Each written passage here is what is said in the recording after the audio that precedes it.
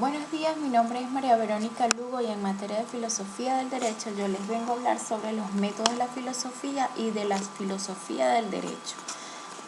Podemos empezar con el método del filósofo Galileo, quien afirmaba que la lógica deductiva enseña a dar cuenta si los razonamientos y demostraciones son concluyentes, pero no enseñan a encontrarlas.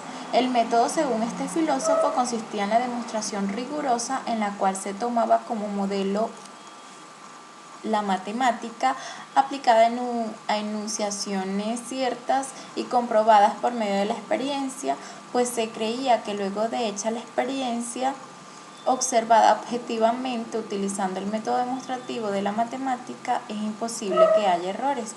Galileo no creía que existieran términos medios entre la verdad y la falsedad, sino que sostenía que el método de Aristóteles era el suyo, limitarse a los sentidos, a la observación, a la experiencia y después hacer los medios para demostrar eso y no otra cosa. Luego nos encontramos con el método de Descartes. Según el método de Descartes, él decía que entendía por método las reglas ciertas y fáciles, gracias a las cuales quienes las observen exactamente no tomarán nunca lo falso por lo verdadero y llegará sin gastar inútilmente esfuerzo alguno de su espíritu, sino aumentando siempre gradualmente su ciencia al verdadero conocimiento de todo aquello que sea capaz. El criterio que permite no confundir lo falso con lo verdadero para Descartes es la evidencia, siendo las 4 reglas de su método la primera, que decía no aceptar como verdadero lo que con toda evidencia no se reconociese como tal, dividir cada una de las dificultades en tantas partes como sea necesario para resolverlas, ordenar los conocimientos desde lo más sencillo hasta lo más complejo y por último hacer enumeraciones completas y generales que aseguren que no se omitió nada.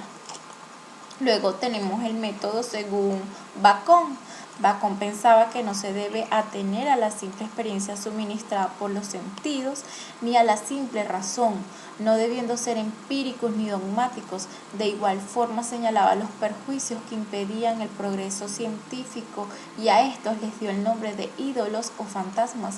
Opone su método al de la inducción, que consiste en obtener de un conjunto de casos una afirmación general que vale para todos los casos, porque pensaba que no permitía el progreso de los conocimientos.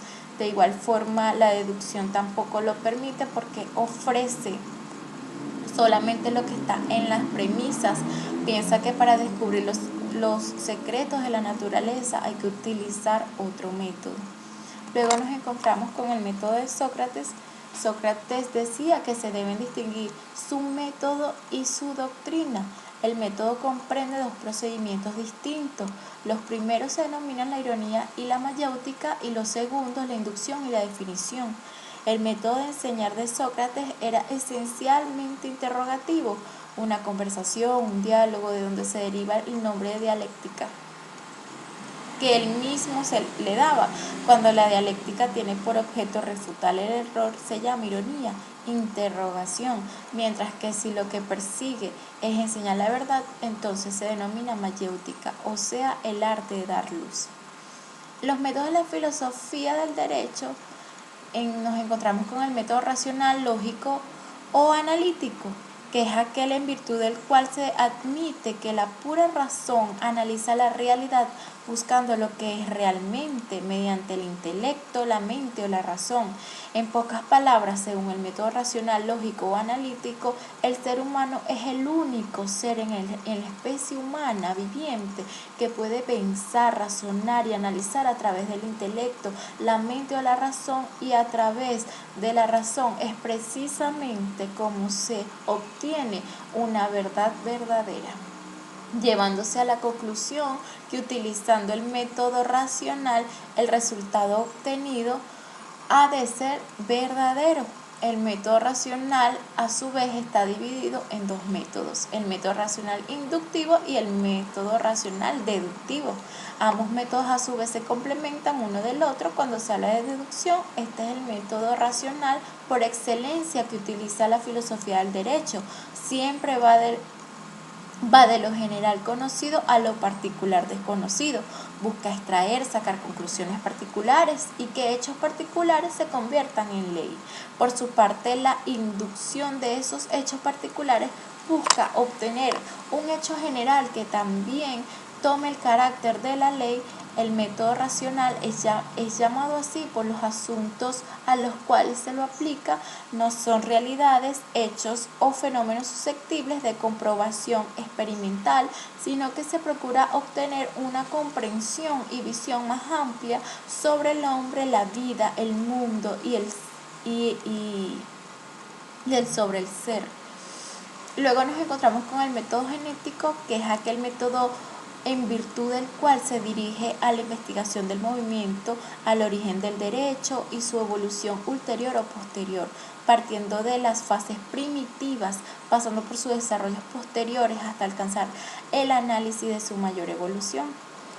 Luego nos encontramos con el método comparativo, que es la secuencia del método genético, siendo aquel método en virtud del cual se permitirá desarrollar una historia universal, por cuanto establece una confrontación entre las diversas etapas sucesivas del desarrollo de una sociedad o entre las diversas comunidades sociales que coexisten, principalmente las que son independientes entre sí.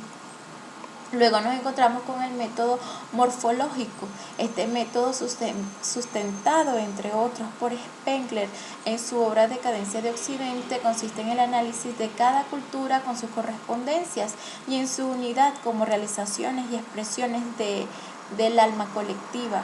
En otras palabras, cada cultura tiene su propio estilo, no obstante, mediante el análisis morfológico puede examinarse la contextura típica de cada orden de sucesos y la caracterización de los casos en que una cultura influye sobre otra.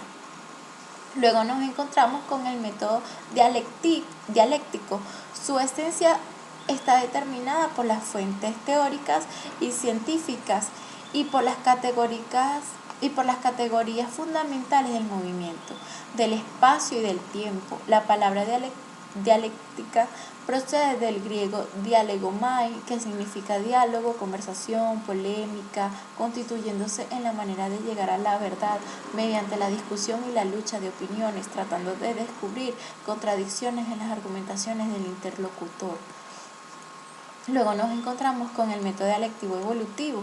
Este método considera los fenómenos históricos y sociales en continuo movimiento, dando origen al materialismo histórico aplicado a la investigación.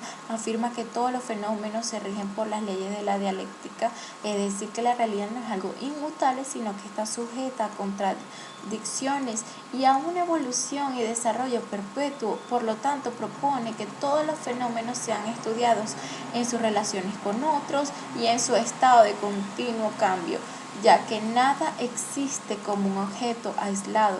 Este método describe la historia del entorno, de la sociedad y del pensamiento a través de una concepción de lucha de contrarios y no puramente contemplativa, más bien de transformación.